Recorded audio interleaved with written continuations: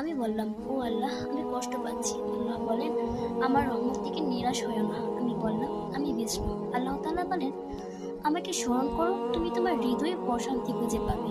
আমি বললাম, অনেক লোক আমাকে আঘাত করেছে।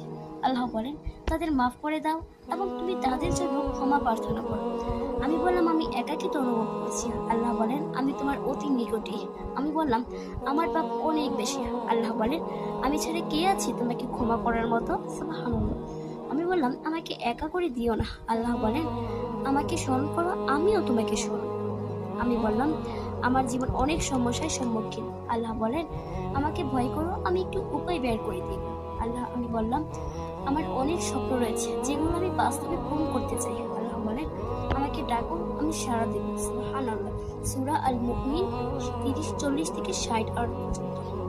মনের থেকে যদি আপনি সৎ হন, আল্লাহর কাছে আপনি সৎ হন, সারা দুনিয়া মিলে আপনার কোনো ক্ষতি করতে পারবে না ইনশাআল্লাহ।